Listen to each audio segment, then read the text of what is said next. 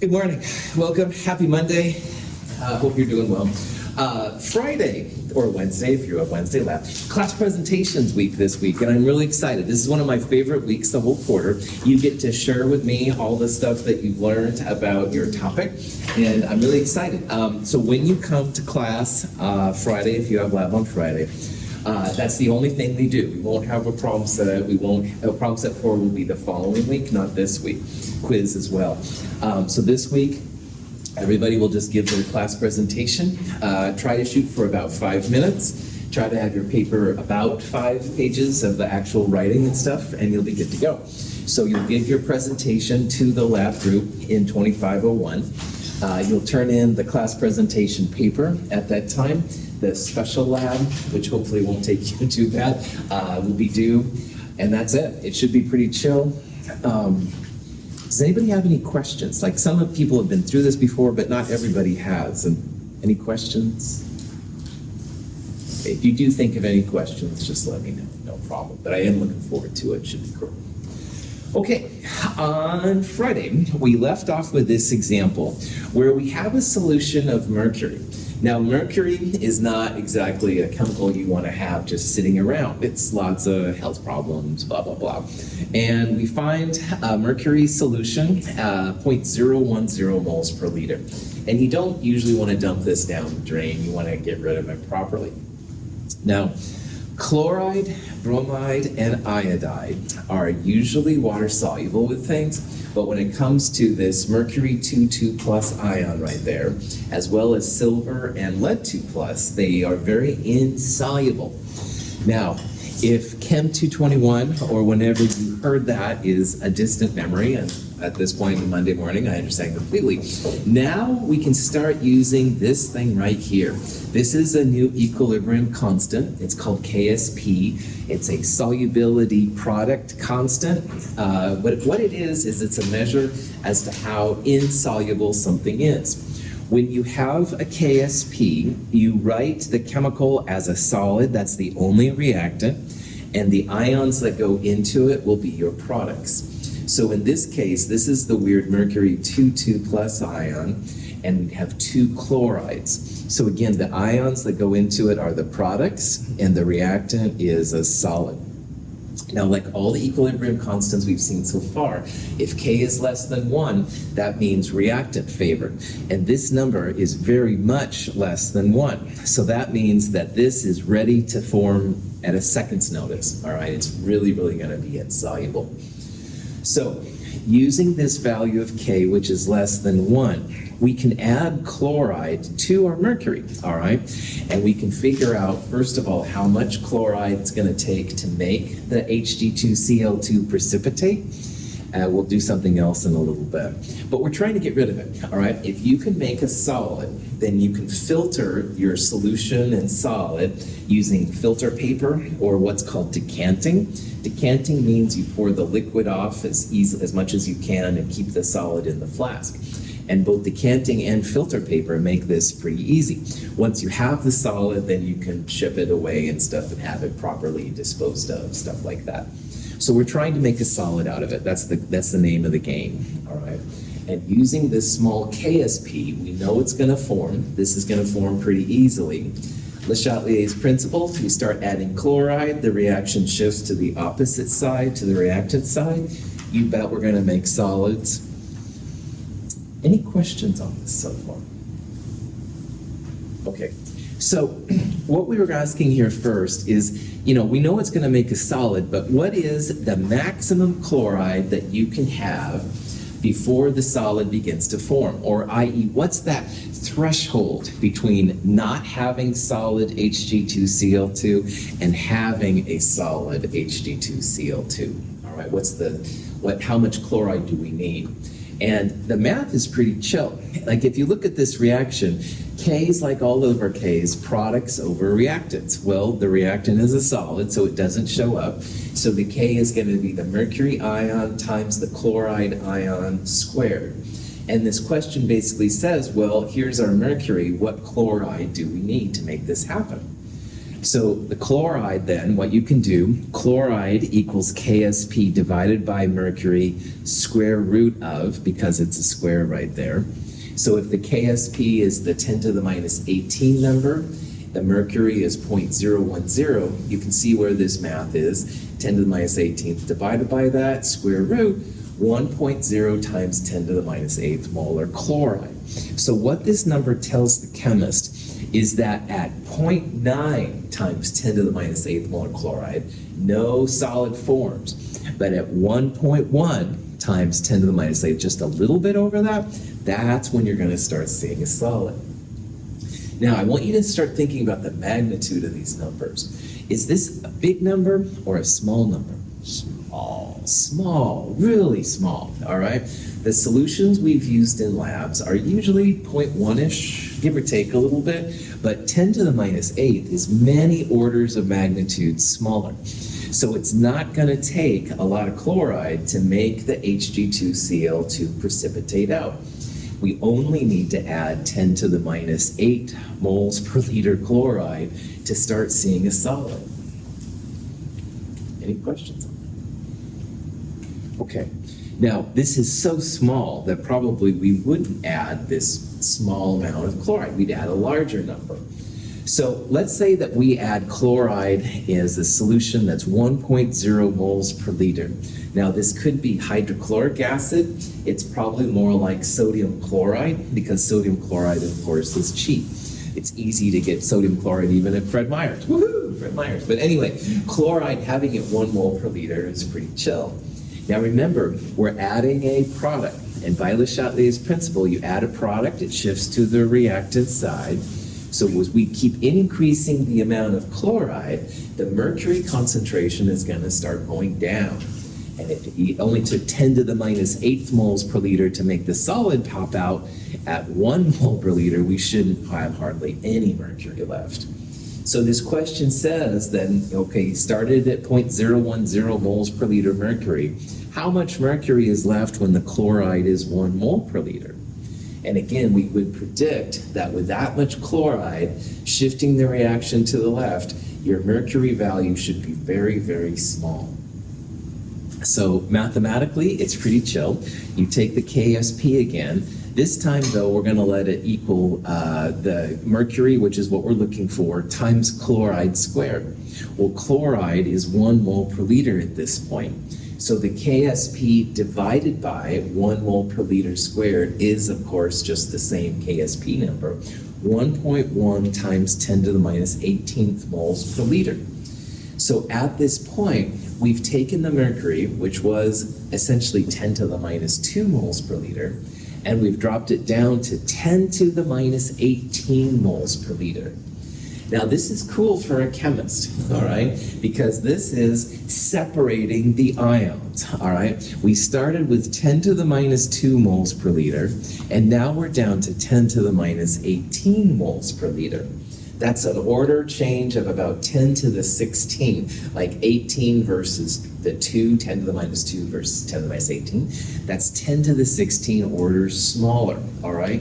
So in the chemist's world, that would be separating the mercury from the solution as into a solid.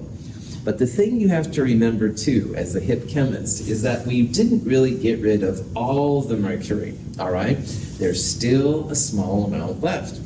And you have to think about, with your science hat and also public policy and all these kind of things, you have to think about, is that small enough to call it separated, all right? It's not 100% gone, all right? It's still down there. But of course, it's many orders of magnitude smaller than it was. And this is something that scientists, chemists, politicians, etc., worry and wonder about and stuff. At least you have the tools now to figure this kind of stuff out. So in this problem, we had a solution of mercury, 0.010. We added chloride at 1 molar. It dropped the mercury from a 10 to the minus 2 to a 10 to the minus 18. And that is essentially separating the metals, the ions from each other in the chemistry world. But I'm letting you know, it's not 0, all right? It still has a positive number. It's just, it's very, very, very small. And it's something to think about. Is that a safe level? And that's for something to think about later. Questions? Okay, so here's a question you might see. We have a solution that has some strontium, all right? Strontium 0.050 moles per liter. And we're curious as to the concentration of carbonate required to begin precipitating out strontium carbonate. So like before, we have a KSP for strontium carbonate.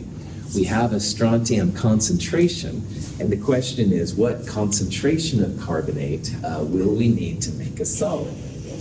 Well, every KSP is written as a solid, as a reactant, which would be strontium carbonate, and the ions that go into it would be the products. So that would be strontium 2+ and carbonate.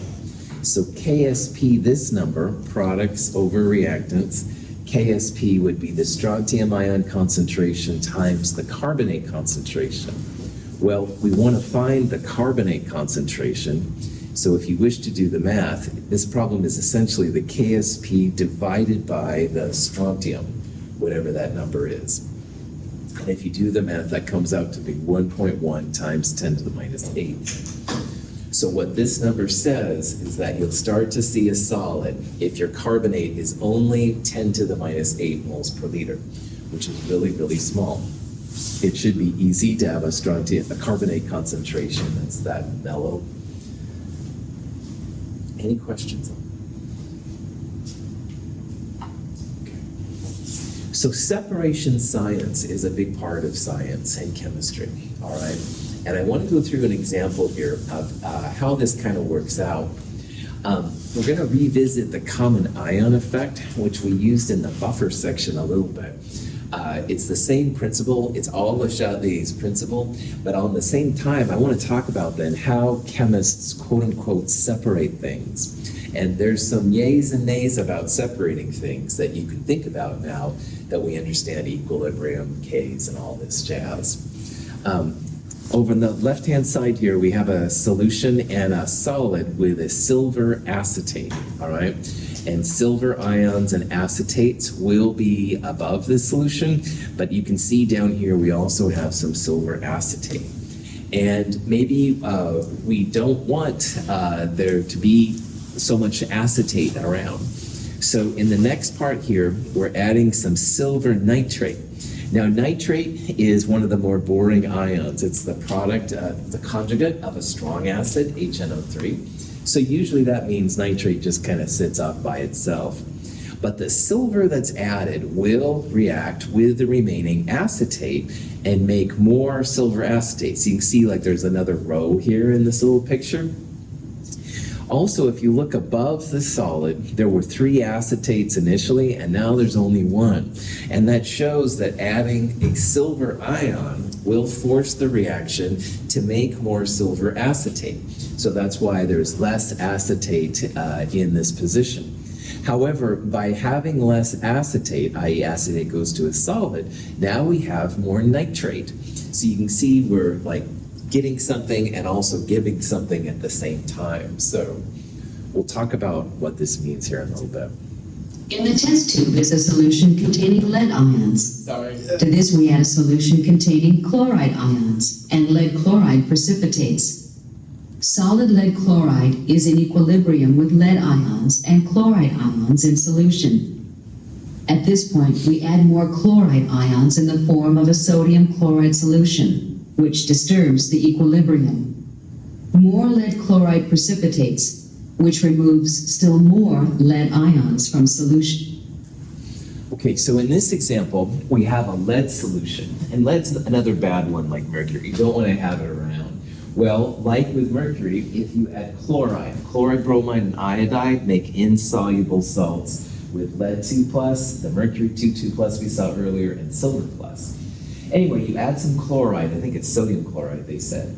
So this little graph shows the amount of chloride, this shows the amount of lead ion, and this shows the amount of lead 2 chloride, the solid, all right? So at this point, you added the first amount of chloride, all right?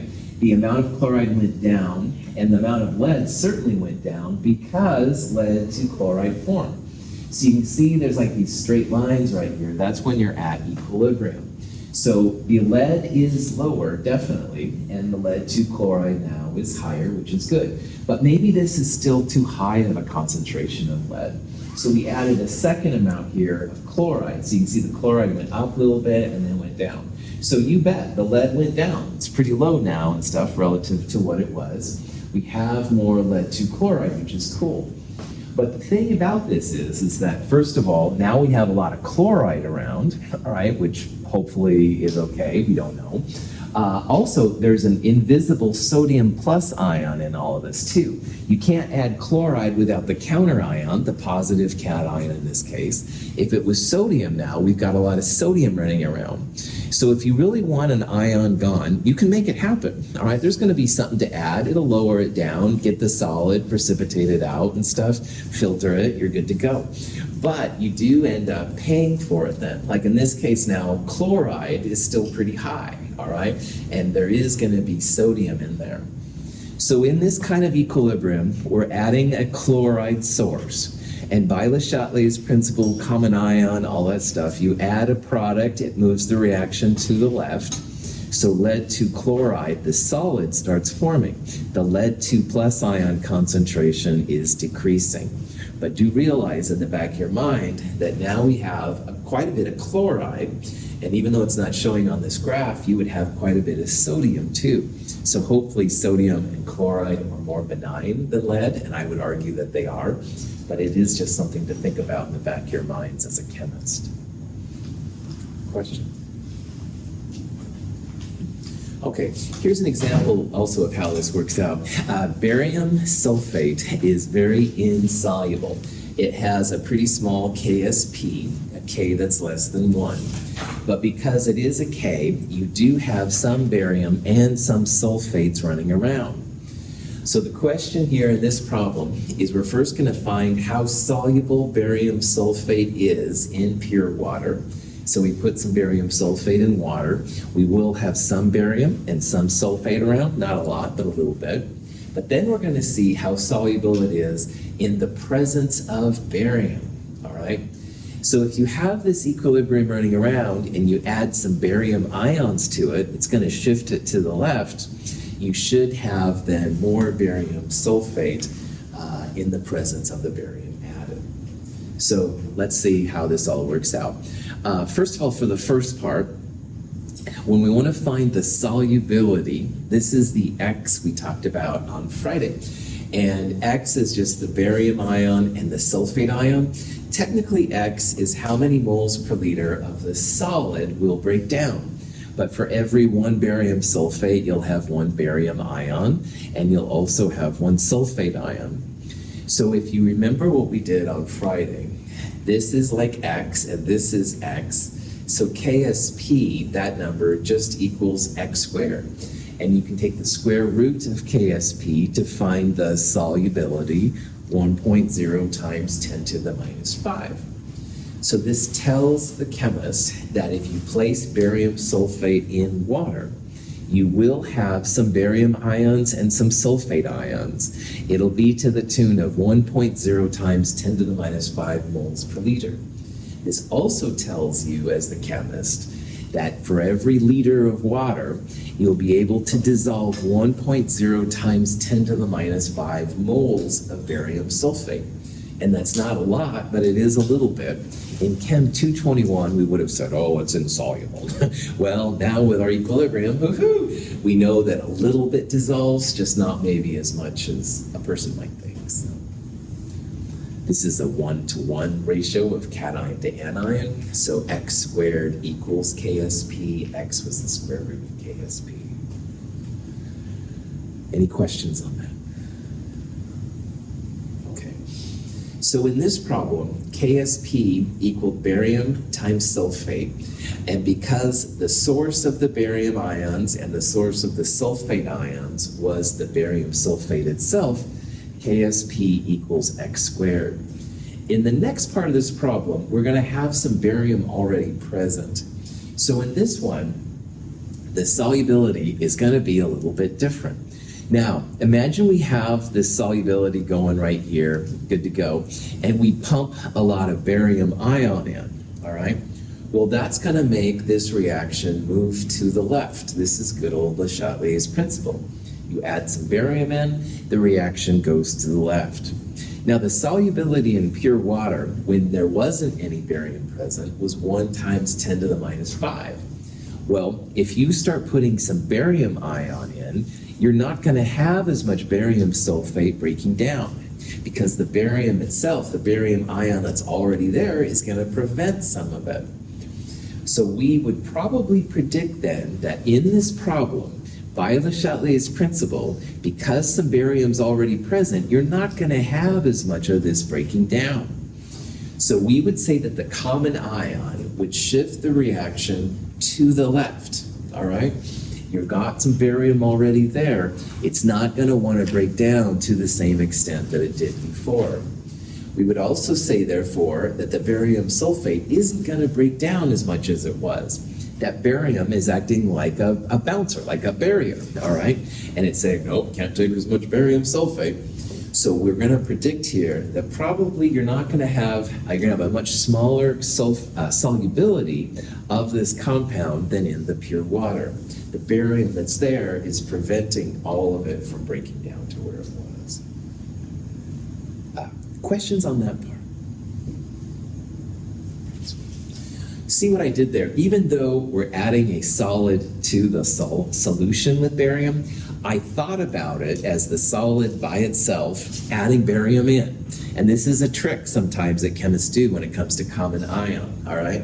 Even though we have the solution and we're adding the barium sulfate, I'm thinking about it as the solid is breaking down and all of a sudden I'm adding barium in. So it's a weird reverse, but it works out really well in these cases.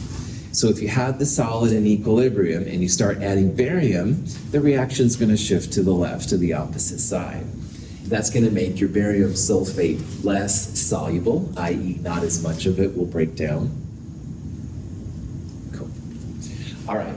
The math isn't too crazy. This will, believe it or not, be the last ice table you see, I believe. Anyway, the barium concentration now is no longer 0 initially. All right. Sulfate is still 0, but we've got some barium. So 0.010 is the concentration of the barium initially. Now they're both going to go up a little bit. Remember, you can't have 0 or negatives for equilibrium like ever. So the sulfate, I'll say it's Y. You can use X. I wanted to make it separate from the X I used earlier. This would be 0.01 plus Y. And you can set both of these equal to KSP. So in the next slide, I'm going to pump these in to right here. When you do that, you get, of course, y squared equals 0.010y minus KSP equals 0. And those of you that like your salt button, go for it, pump it. However, chemists, lazy chemists of the world, unite. The solubility was 1.0 times 10 to the minus 5. And if you have 0.010, which is 10 to the minus 2, plus 10 to the minus 5, we don't have the sig figs to even account for that small of a number, all right? This number stops at the thousandths. This is much smaller than that. So I would argue that even if the concentration was what we saw before, it's not going to make any difference right here. So big surprise, I'm going to pull out the plus y, which makes the math easier. Now on top of that, we said that by Le Chatelier's principle, if you have barium, the reaction is going to shift to the left. Our number will be even smaller than this is right here. So for all of these reasons, I'm feeling good. I'm not going to do the quadratic. I'm going to pull the y out, the plus y. This is going to be KSP equals 0.010 times y. Again, don't have to believe me. Go for it. Put it in your solve button. But I promise it doesn't make any difference. Y is 1.1 times 10 to the minus 8 moles per liter. Now, before we talk about this, let's go back to my assumption. It was 10 to the minus 5 before, and that was too small to make a difference to this number. Well, 10 to the minus 8 is even smaller than 10 to the minus 5. So honestly, it's totally cool to pull the plus y out of here. The solubility, we said, would go down on the presence of barium. You add barium, the reaction shifts left. Solubility is certainly less than 10 to the minus 5 moles per liter. So the good old barium, when it's already present, makes less of the solid break down. So if you really want to have barium sulfate sticking around, add some barium ion in, it'll stay. So you can see how this chapter is like a mixture of some equilibrium stuff, a little bit of things about assumptions, common ion, Le Chatelier's principle. So in pure water, the barium sulfate dissolved 1.0 times 10 to the minus 5. That's a small number. That's why in Chem 221, one of the insoluble compounds was BaSO4. We didn't worry about solubility because it was so small. However, maybe this is enough to make the environmentalists around you get nervous, which is legit. Well, if you want to make it even smaller, add some barium. All right, you could add some sulfate too, but sulfate is a weak base that may not be applicable. Anyway, if you add some barium, a source of barium, it makes the reaction shift left, and your solubility is even less than it was before. So again, you as the scientist and the politician and the person in your society have to think about, is this a safe number? And that's up to you. I don't know those kind of answers. But at least you have now the tools to figure out how much of these things are left, and you can decide from there what's correct. Any questions on that? Barium sulfate is actually really kind of a pretty compound. I don't know. These are one of these super high res cameras and stuff that form the barium sulfate. I don't know. I'm feeling autistic. I mean artistic. Oh, no, seriously, whatever. It's just kind of fun. Anyway, speaking of which.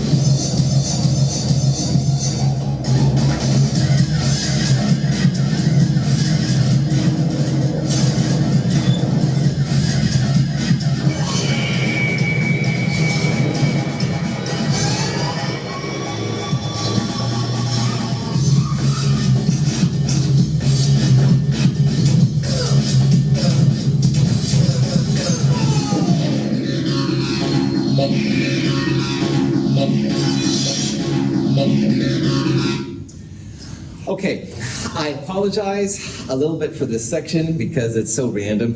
Honestly, solubility is the most boring substance that I have to teach. And it's really important, all right? I'm not gonna try and say it's not important because, man, like even City of Gresham has water control things and stuff, and they wanna know how much stuff is in their water, jazz like that. But oh man, this section, I try to make it sound somewhat interesting, oh yeah, we found it in your grandfather's garage. It's not very interesting, I'll be honest, but so I hope that this made it a little bit more interesting.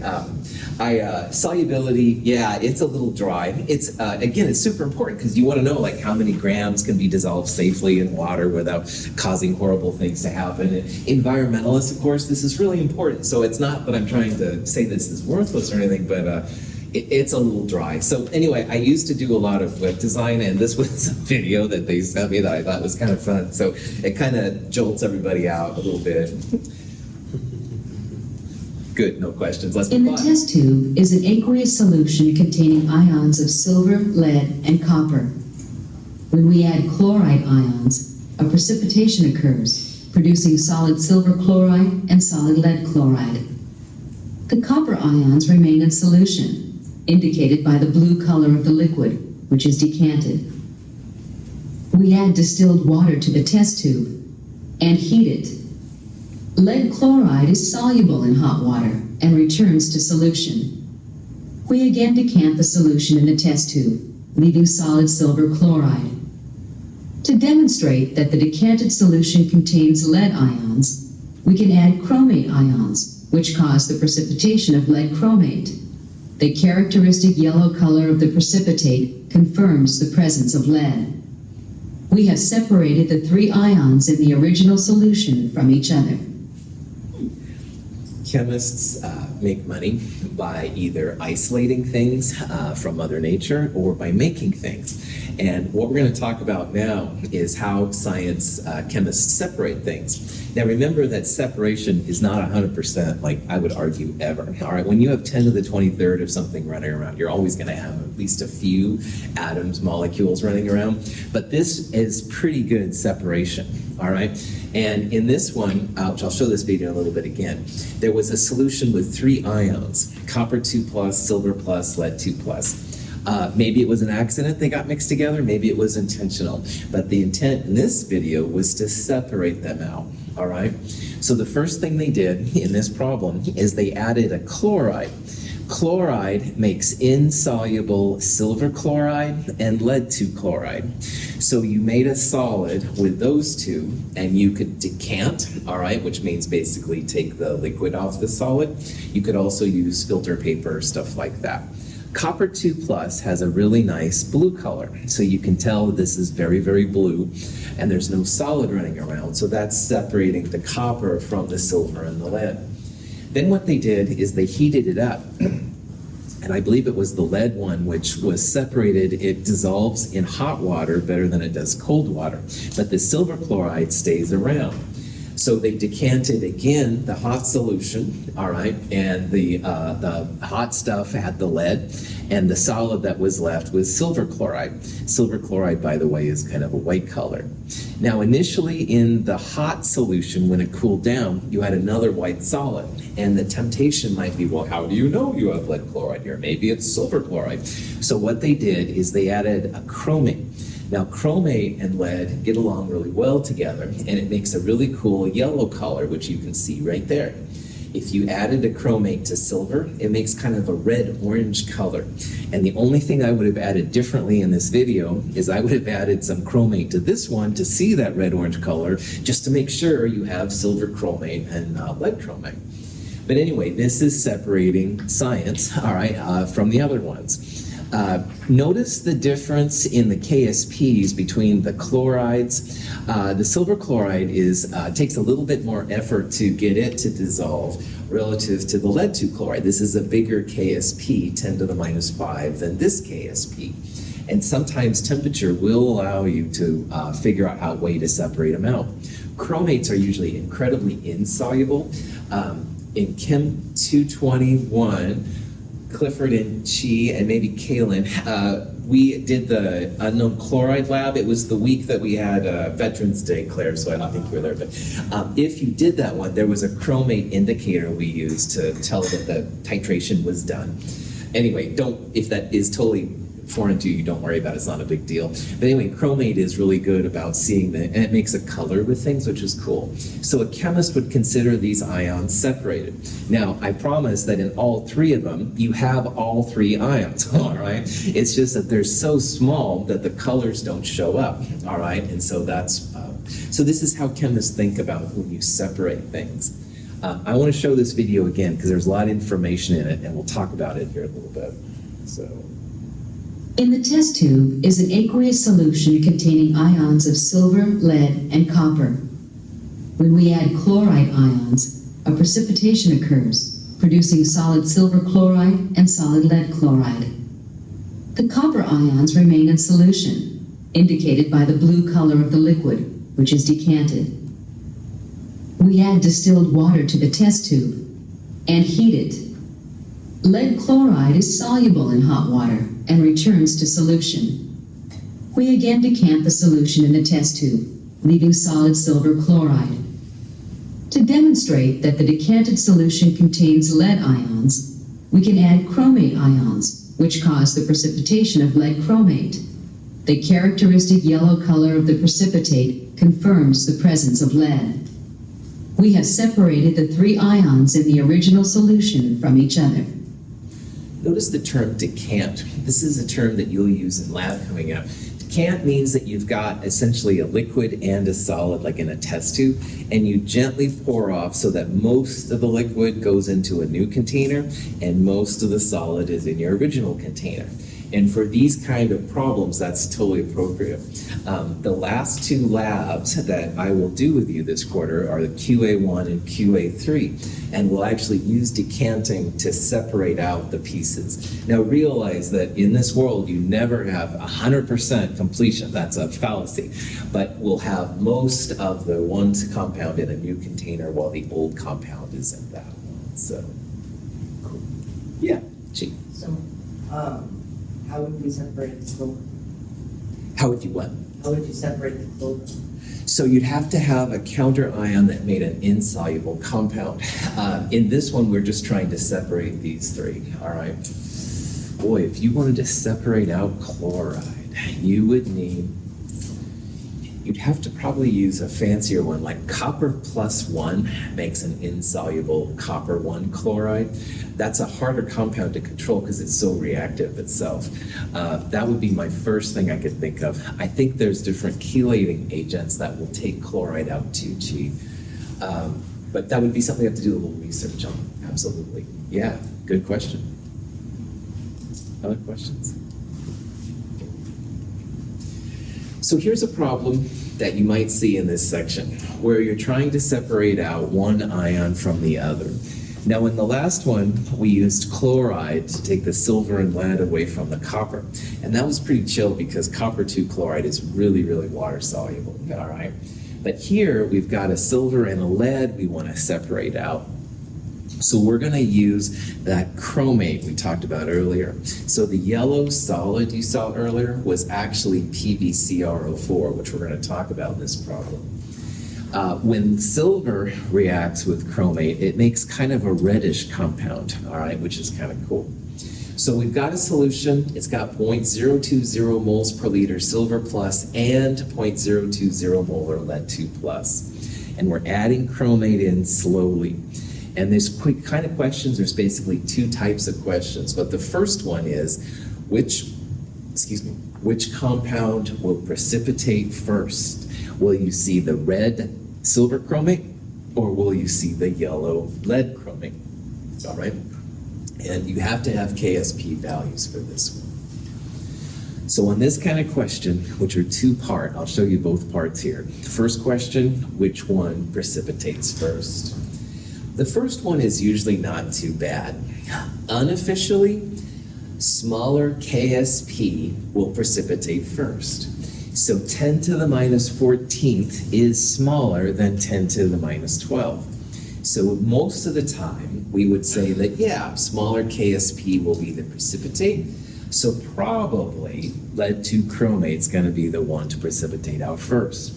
Now, the ultimate way to do it is we should solve for the chromate required to make these compounds precipitate out.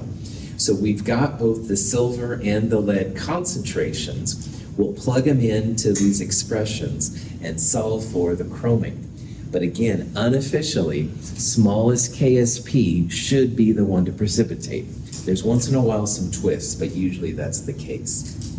So, I don't believe you, Dr. Russell. Let's solve for chromate. Good call, whoever said that. So what we're going to do in the next slide, we're going to put 0.020 in for both of these, and we're going to solve both equations for chromate. And the smaller amount of chromate will be the one to precipitate out. So for the silver chromate, KSP equals silver plus times chromate. We want to solve for chromate. All right, so chromate is going to be the KSP, this number.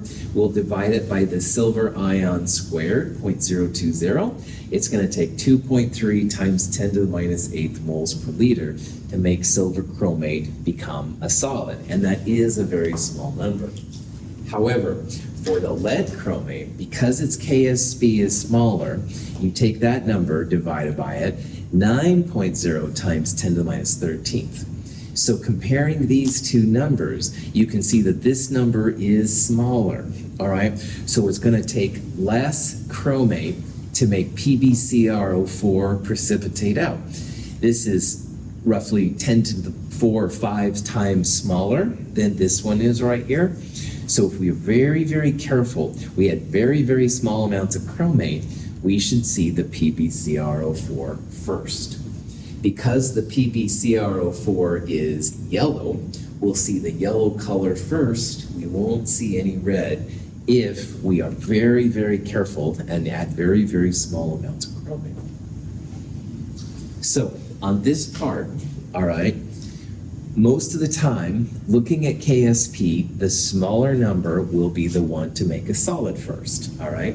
The ultimate way is to do this process, all right? Solve for the actual chromate. Once in a while, because the counter ion, there's 2 of them versus 1, it's not as simple as looking at KSP, but 90+% of the time it is.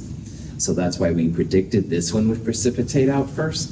And sure enough, when we did the math, smaller number, bigger number, this one will precipitate out first. Questions? Okay. Now, here's a solution. We've got sulfite and we have sulfate.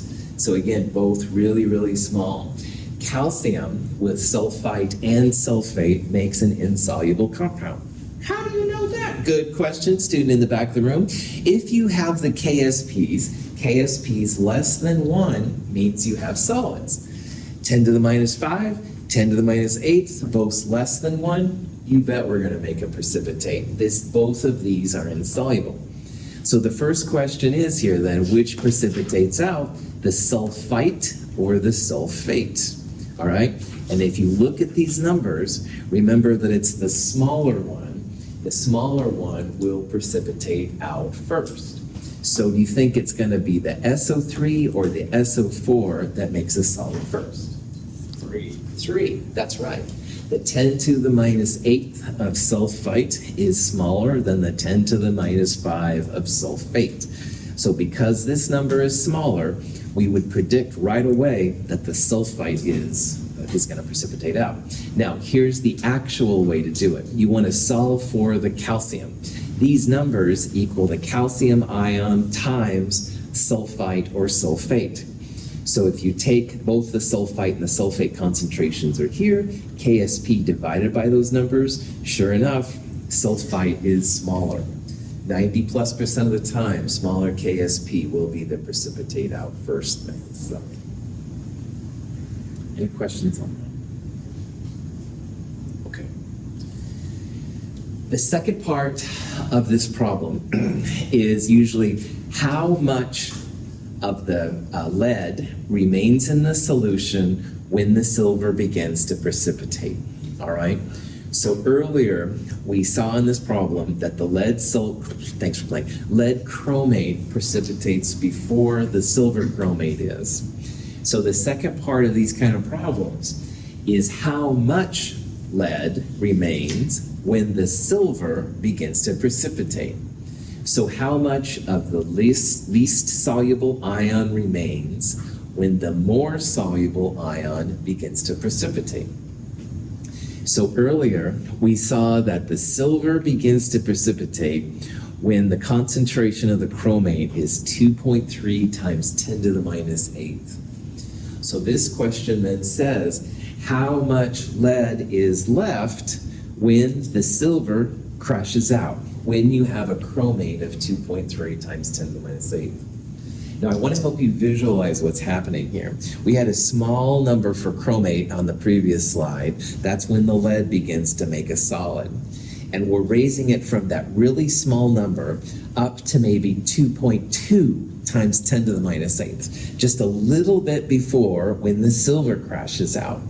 Now in the process of the chromate going up, a lot of this lead is becoming a solid, which can be filtered out. So we're curious here, how much lead is left at this amount of chromate, all right? Because the lead ion should have decreased as the solid PbCrO4 precipitates. So we're trying to see how good of a job these ions have separated out. Now mathematically, these problems aren't very hard. You need to find the chromate of the more soluble ion, which was silver, and that's what this number is right here. And we're going to take this number and put it up in the PbCrO4 KSP. We no longer have 0.020 molar, we're going to have a different number here for lead. So we're going to use this number in chromate, KSP divided by that number will give us the answer for this problem. So mathematically, throw this in your calculator. 1.8 10 to the minus 14th is the PbCrO for KSP. We're curious how much lead is left when the silver precipitates. 2.3 times 10 to the minus 8th chromate. Lead 2 plus 7.8 times 10 to the minus 7th moles per liter. And I know the math is like whoopee-doo. However, chemists pat themselves on the back here because lead was 10 to the minus 2 moles per liter initially. And by carefully adding chromate so that you're no bigger than this number, you've dropped 10 to the minus 2 down to 10 to the minus 7, 10 to the minus 6, somewhere in there. So that's lowered the amount of lead several orders of magnitude. And that would be separating the lead from the silver. Now, it's not that you've totally separated it, obviously. You still have this amount of lead. But instead of the concentrations being equal, at this concentration of chromate, all right, the lead is a lot less than it was before. So if you filter at this point, you take care of the PbCrO4 as a solid, you'd have a solution which was about 0.020 moles per liter silver and only 10 to the minus 7th moles per liter lead. So, victory for scientists. Any questions? All right. So again, you've got some kind of bad thing in your groundwater. A company dumps chemicals from a train wreck into the water system. Don't get me started on that one. Anyway, all these kind of things, they have to get rid of something that's bad. And so they'll do things like this, all right, trying to get rid of it. Just remember in the back of your mind, it's never totally gone, but hopefully orders of magnitude less will make a big difference in terms of health and environmental things, stuff like that. Cool.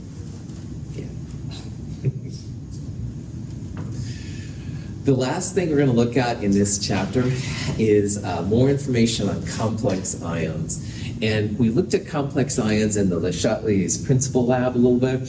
We also talked about them in the Lewis acids and base lab. And so, for example, in Le Chatelier's principal, you saw, or actually didn't see, the zinc ammonia complex ion form. You had a solid, you added ammonia, it disappeared. That was an example of formation constants. There's other ones too. There's a silver cyanide things. These things were really frustrating to chemists because like you'd make some zinc 2 hydroxide and you were like, yeah, cool. And you add a little bit more and your solid goes away. So it was really frustrating at first until they figured out what was going on. Well, all complex ions can be described through a formation constant. And formation constants, which we talked about briefly back in chapter 14, part 1, products over reactants once again.